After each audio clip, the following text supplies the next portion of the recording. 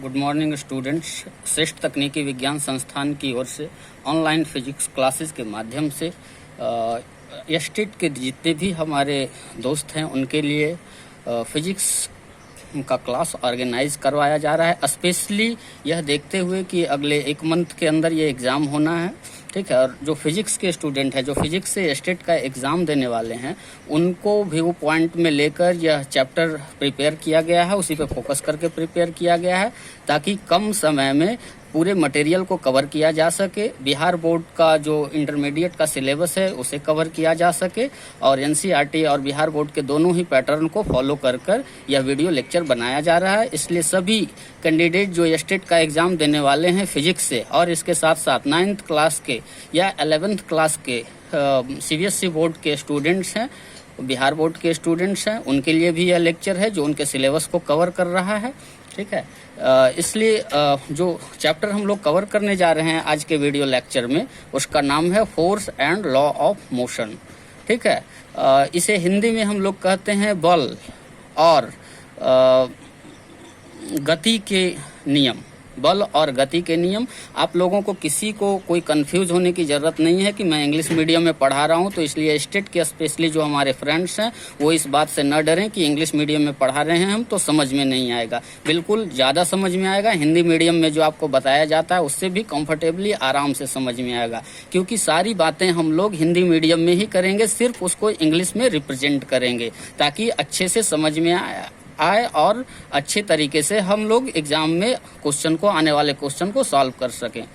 आप अपने examination pattern को देखे होंगे तो एक बात समझ में आया होगा कि मैक्सिमम क्वेश्चन आपका कॉन्सेप्चुअल बेस्ड है, फॉर्मूला बेस्ड है, ठीक है। और फॉर्मूला आप तभी अप्लाई कर सकते हैं जब आपको कॉन्सेप्ट मालूम होगा। फॉर्मूला ब्लाइंडली आप अप्लाई करेंगे, ऐसा क्वेश्चन आपके एग्जाम में 10% ही आता है। 90% ऐसा क्वेश्चन होता है जो कि कॉन्सेप्ट एंड फॉर्मूला को कंबाइंड करके क्वेश्चन पूछा जाता है। तो इसलिए आप हमारे इस वीडियो लेक्चर को, जिसमें हम force and law of motion को डिस्कस कर रहे हैं, बहुत ही शॉर्ट वीडियो लेक्चर होगा जो कि आपके कम टाइम को भी कवर करेगा और परफेक्ट मटेरियल दिया जाएगा इसके द्वारा। आप एक बार दे के देखें और इससे रिलेटेड जितना भी क्वेश्चन है सभी बनाएं। साथ ही साथ 9th और 11th क्लास के स्टूडेंट आप भी इस वीडियो लेक्चर को देखें, force and law of motion को, और अपने क्वेश्चन बैंक से क्वेश्चन निकालकर बनाएं। आप देखेंगे कि कंफर्टेबली बहुत ही आराम से आप सभी लोगों का क्वेश्चन बनेगा। इसके साथ अब हम लोग चैप्टर पे फोकस करना स्टार्ट करते हैं, ठीक है। सबसे पहला टॉपिक जो आता है force and law of motion में, force and law of motion में सबसे पहला पॉइंट हमें जो मिलता है, ठीक है, वो है बैलेंस्ड एंड अनबैलेंस्ड फोर्स। क्या है बताओ, तुम भी बोल सकते हो, कोई प्रॉब्लम नहीं। Balance and unbalanced force.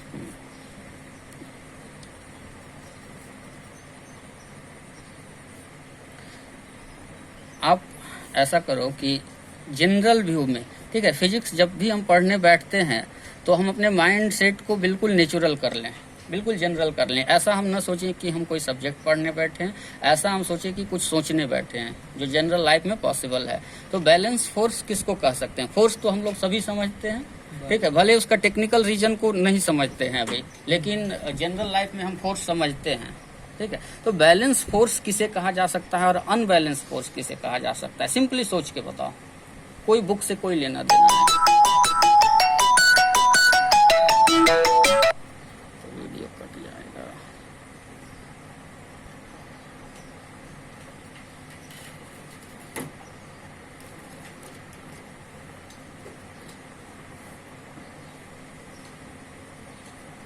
ठीक है, सिंपली सोच के बताओ बैलेंस एंड अनबैलेंस्ड फोर्स क्या है? बैलेंस फोर्स मतलब जो फोर्स एक तरह से बैलेंस है उसका। मैं आपको बता रहा हूँ, चलो। यह एक तरह का ऑब्जेक्ट है। मैक्सिमम चीज़ों को मैं पिक्चराइजेशन से क्लियर करने का प्रयास करूंगा ताकि आपको याद रह जाए। डेफिनेशन पार्ट कोई बहुत महत्वपूर्ण नहीं होता है, कॉन्सेप्ट होना चाहिए और लैंग्वेज होना चाहिए, ठीक है। तो आप डेफिनेशन क्रिएट कर लोगे। यह एक फ्लोर है, ठीक है, इसके ऊपर एक ऑब्जेक्ट रखा हुआ है। ऐसा कर सकते हैं कि एक बच्चों का गाड़ी रखा हुआ है, बच्चों का गाड़ी है, ठीक है, उसमें 2 व्हील लगा हुआ है। इसमें हमने एक स्ट्रिंग फिक्स कर दिया है। क्या किया है? एक धागा लगा दिया है, ठीक। और इस धागे को हम खींच रहे हैं, क्या कर रहे हैं, खींच रहा है। हम अपने हाथों से खींच रहे हैं। यहाँ पे कोई फोर्स लग रहा होगा F1, लग रहा है कि नहीं, हाँ। ठीक है। इधर जहाँ पे ये चल रहा है, इस सरफेस के कारण यहाँ भी एक फोर्स लगता है अपोजिट डायरेक्शन में, उल्टा डायरेक्शन में। इस फोर्स को क्या कहते हैं पता है, फ्रिक्शनल फोर्स।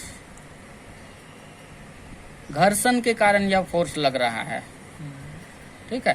कोई भी सरफेस पे सिंपली हम अपने हाथ को ही इस तरीके से ले जा रहे हैं, तो क्या जितना हम फोर्स लगा रहे हैं हाथ को उतना आगे बढ़ रहा है, नहीं बढ़ पा रहा है। ये सरफेस जो है ना, ये डिस्टर्ब कर रहा है, ये चाहता है कि इसको नहीं बढ़ने दें। ये कैसे प्रैक्टिकली हम फील कर सकते हैं, हम क्या करते हैं, सिंपली एक ब्रिक रख दें इस जगह पे, ठीक है, और उस पे हाथ चलाएं, और एक टाइल्स रख दें, ठीक है। दोनों बातें समझने लायक है, और ये कॉन्सेप्ट रिलेटेड है। मैं जो भी पढ़ाऊंगा कॉन्सेप्चुअल पढ़ाऊंगा, ये बात ध्यान रखना है। एक यहाँ पे ब्रिक रख दें और एक यहाँ पे टाइल्स रख दें, ठीक है। दोनों हाथ को इस तरीके से चलाएं, सेम फोर्स लगा के। किस पे हमारा हाथ ज्यादा स्पीड से चलेगा, टाइल्स पे। टाइल्स पे चलेगा। क्या कारण है, वहाँ फ्रिक्शन कम है। वहाँ फ्रिक्शन कम है, वहाँ घर्षण कम है, वहाँ का सरफेस जो है बहुत चिकना है, उसका फिनिश बहुत अच्छा है, ठीक है। तो इसका मतलब कोई ना कोई फोर्स तो ऐसा लगता है जो हमारे हाथ को चलने से डिस्टर्ब करता है। उस फोर्स को ही हम लोग कहते हैं फ्रिक्शनल फोर्स, ठीक है। इसका मतलब हमने कोई फोर्स लगाया था F1। अब ये बताओ कि ये 10 kg का वेट रखा हुआ है, इस पे कितना रखा हुआ है, 10 kg। एक सिंपली 2 साल के बच्चे को हमने इसे खींचने दे दिया, क्या वो खींच पाएगा इसे, नहीं खींच पाएगा। तो क्या उसने फोर्स नहीं लगाया, फोर्स तो लगाया था, ठीक है। फिर भी क्यों नहीं खींच पाया, उसके पीछे क्या कारण है, उतना फोर्स नहीं लगाया जितना से कि हाँ बता सके। क्यों, कितना फोर्स चाहिए था उसको, इतना फोर्स चाहिए था कि जो इस फ्रिक्शनल, जो इस घर्षण वाले फोर्स से भी ज्यादा हो, उसका इंटरलॉकिंग तोड़ पाए। हाँ, इसके कारण जो यहाँ लॉक हो गया है उसको तोड़ पाए, एटलीस्ट उतना चाहिए, ठीक है। तो ऐसा कंडीशन, हम एक ऐसा कंडीशन बताते हैं जहाँ पे ये, इसको हम फ्रिक्शनल फोर्स को F से रिप्रेजेंट करते हैं, स्मॉल f से, ठीक है। जब F1 is equal to F हो जाए, क्या हो जाए, F1 is equal to F, इसे कहते हैं हम लोग बैलेंस कंडीशन। क्या कहते हैं, बैलेंस्ड बैलेंस्ड कंडीशन। मतलब यहाँ पे क्या है, फोर्स बिल्कुल बैलेंस में है दोनों तरफ का। अब एक स्लाइट मूवमेंट भी, स्लाइट फोर्स का एप्लीकेशन भी इसको मूव कर सकता है, ठीक है। जितना फोर्स ये लगा रहा था, सॉरी जितना फोर्स इधर जनरेट हो रहा था फ्रिक्शन का, उतना ही फोर्स ये लगा रहा था। बैलेंस फोर्स को हम ये भी कर सकते हैं जीरो फोर्स। जीरो फोर्स कैसे कहेंगे, दोनों का जो रिजल्टेंट फोर्स जीरो कहेंगे, जीरो फोर्स नहीं कहेंगे, दोनों का रिजल्टेंट। सपोज अब पूछेंगे, इसी में पूछ देते कि F(R) दोनों का क्या रिजल्टेंट हुआ, तो F1 minus F is equal to 0, ठीक है। तो इसका रिजल्टेंट जीरो होगा, फोर्स जीरो नहीं होगा। यह बात को अच्छी तरीके से ध्यान रखना। अब अनबैलेंस फोर्स क्या होगा, जिसका रिजल्टेंट नॉन जीरो, हाँ, जिसका ऐसे डायरेक्टली समझ सकते हैं, जिसका जो दो अपोजिट डायरेक्शन में फोर्स लग रहा है वह इक्वल नहीं है, या जिसका रिजल्टेंट जीरो नहीं है। इसका मतलब अगर आपको पूछा जाए कि किसी भी ऑब्जेक्ट पे कोई फोर्स लगा के मूव करना है, तो उसके लिए बैलेंस फोर्स की जरूरत है या अनबैलेंस फोर्स की जरूरत है, अनबैलेंस है, सिंपल है, ठीक है। इसमें भी ऐसा भी ऑब्जेक्टिव आता है, ठीक है, और उसमें स्टूडेंट कंफ्यूज कर जाता है, सोचता है कि नहीं इसे मूव करना है तब तो बैलेंस में फोर्स लगाना होगा, अगर अनबैलेंस लगा देंगे तो ये गिर जाएगा, ठीक है। लोगों का जो जनरल थिंकिंग ऐसा है, लेकिन यहाँ अनबैलेंस और बैलेंस का ऐसा कोई मीनिंग नहीं है। यहाँ सिंपली बैलेंस का मतलब दोनों साइड फोर्स इक्वल होना चाहिए, और अनबैलेंस का मतलब कोई वन साइड फोर्स ज्यादा होना चाहिए, ठीक है। यहाँ एक और टेक्निकल क्वेश्चन अराइज होता है जो तुमने नहीं पूछा। ये पूछा जा सकता था कि ये क्या फ्रिक्शन, सपोज ये कम फोर्स लग रहा है जब जिस कंडीशन में, ठीक है, तो इधर फ्रिक्शन फोर्स तो लग रहा था, तो उस फ्रिक्शन फोर्स के द्वारा क्या बैलेंस अनबैलेंस फोर्स लग रहा है, आ रहा है बात समझ में। तो फ्रिक्शन फोर्स का ऐसा नेचर है ना कि अगर हम सिर्फ ऑब्जेक्ट को रख दिए हैं तो वो फ्रिक्शन नहीं लग रहा है, जैसे जैसे हम इधर से फोर्स लगा रहे हैं वो इक्विलिब्रियम में फ्रिक्शन लग रहा है। हम थोड़ा फोर्स लगाए तो फ्रिक्शन भी थोड़ा ही डेवलप हुआ, और ज्यादा फोर्स लगाए फ्रिक्शन और ज्यादा डेवलप हुआ। ये प्रोसेस बहुत लोगों को, मैक्सिमम लोगों को समझ में नहीं आता है। वो सोचते हैं ना कि फ्रिक्शन सपोज 10 न्यूटन का फ्रिक्शन लग रहा है तो वो 10 ही न्यूटन का लग रहा है। नहीं, ये 0 से स्टार्ट होकर 10 तक जा रहा है। ये बहुत ही महत्वपूर्ण है इसको समझना, ठीक है। ये फ्रिक्शन फोर्स जो है, जब रेस्ट में ऑब्जेक्ट रखा हुआ था तो कहाँ फ्रिक्शन लग रहा था, हम उसको कुछ नहीं कर रहे थे। जैसे ही हम इधर से इसको खींचना स्टार्ट किए तो इधर से ये सरफेस इसको खींच रहा है। वही तो, अगर फ्रिक्शन नहीं लगता तब तो स्लाइड कर जाता। हाँ, स्लाइड कर जाता ना, हाँ, ठीक कुछ है। ना कुछ तो लग रहा है इसी कारण। जो रुका हुआ है उसमें बता रहे हो तो हम हाँ। नहीं, अगर ये प्लेन सरफेस है, इस पे रखा हुआ है तो क्यों स्लाइड करेगा? नहीं, अगर कोई बच्चा लगा रहा है फोर्स, हम उस टाइम का बात नहीं कर रहे हैं। हम कह रहे हैं कि जब रेस्ट में ऑब्जेक्ट रखा हुआ है तो उस समय इस पे कोई फोर्स नहीं लग रहा है, ठीक है। ऐसा नहीं कि फ्रिक्शन फोर्स जो चाहिए, जो इसका मैक्सिमम फ्रिक्शन फोर्स है वो लग रहा है शुरुआत से ही, ऐसा नहीं है। जब रेस्ट में रखा हुआ है तो किसी तरह का कोई फोर्स इस पे नहीं लग रहा है। जैसे ही बच्चा खींचना स्टार्ट किया तो उसके अपोजिट में फ्रिक्शन फोर्स डेवलप करना स्टार्ट हो गया। कब तक बढ़ेगा? जहां तक इसका मैक्सिमम लिमिट है। सपोज 10 न्यूटन तक इसका मैक्सिमम लिमिट है, 10 न्यूटन तक है, तो 10 न्यूटन तक इसको आगे नहीं बढ़ने देगा। 10 न्यूटन से जैसे ही ज्यादा हुआ तो ये आगे बढ़ जाएगा। इसका मतलब 0 से 10 तक जब भी ये बढ़ा उस पूरे में बैलेंस था। ये अगर 1 न्यूटन का फोर्स लगा रहा था तो फ्रिक्शन भी 1 न्यूटन लगा रहा था। ये 5 न्यूटन लगा रहा था तो फ्रिक्शन भी 5 न्यूटन लगा रहा था। यानी पूरा ही कंडीशन बैलेंस्ड था, ठीक है। आगे आइए समझ में। बैलेंस एंड अनबैलेंस का पूरा जो हम लोग के सिलेबस के अंदर जितना है उसको हम एक्सप्लेन कर दिए, ठीक है। अब डेफिनेशन वगैरह आपको जरूरत आता है तो आप खुद से लिख सकते हैं।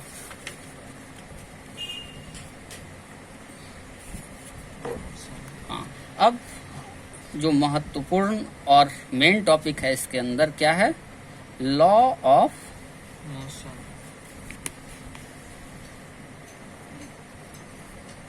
मोशन, ठीक है। आप यहाँ क्वेश्चन अराइज कर सकते हैं कि हमने हेडिंग दिया है force and law of motion, ठीक है। तो फोर्स को हमने डिस्कस किया नहीं, लॉ ऑफ मोशन को डिस्कस करना स्टार्ट कर दिए, ठीक है। तो ये दोनों इंटरकनेक्टेड कॉन्सेप्ट है। ये फोर्स पहले इसलिए रखा जाता है कि लोग जो है फोर्स से बहुत ज्यादा अवेयर हैं। फोर्स के बारे में सभी को पता है फोर्स क्या होता है, ठीक है। लॉ ऑफ मोशन के बारे में पता नहीं है क्योंकि फोर्स एक जनरलाइज आइटम है। लेकिन ये फोर्स जो है ना लॉ ऑफ मोशन से ही आता है, इसलिए लॉ ऑफ मोशन को स्टार्ट करेंगे, उसी के मिडिल में हम लोग फोर्स को डिस्कस कर लेंगे, ठीक है। हम लोग जानते हैं कि इसमें 2 साइंटिस्ट इन्वॉल्व हैं लॉ ऑफ मोशन में। पहला साइंटिस्ट जो इन्वॉल्व हैं उनका नाम है गैलीलियो। क्या नाम है? गैलीलियो। और दूसरा साइंटिस्ट जो मेन जिनका दिया हुआ है ये लॉ ऑफ मोशन, उनका नाम क्या है? न्यूटन, ठीक है। लॉ ऑफ मोशन को जनरली हम लोग दूसरे नाम से जानते हैं, न्यूटन्स लॉ ऑफ मोशन। क्या जानते हैं? एपोस्ट्रोफ यहाँ लगा है, ठीक है। एपोस्ट्रोफ का यूज पता है ना, ठीक है। न्यूटन्स लॉ ऑफ मोशन के नाम से जानते हैं क्योंकि न्यूटन के द्वारा किया गया था। इस पे एक्सपेरिमेंट स्टार्ट किया गया था गैलीलियो के द्वारा, लेकिन वो फाइनल ऑब्जर्वेशन तक नहीं आ सके।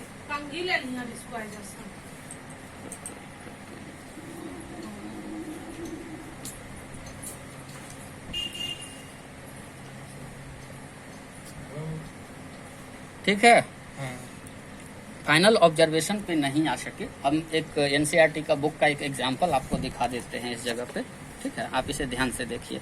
गैलीलियो ने यह एक्सपेरिमेंट किया था। इसमें वो क्या समझाने का कोशिश किए कि वो भी एक बहुत ही प्लेन जिसका फिनिश बहुत अच्छा है ऐसा एक मार्बल लिए थे, ठीक है, ताकि उस पे हमको फ्रिक्शन कम मिल सके, मिनिमम फ्रिक्शन मिल सके, ऐसा सरफेस लिए थे वो एक्सपेरिमेंट करने के लिए।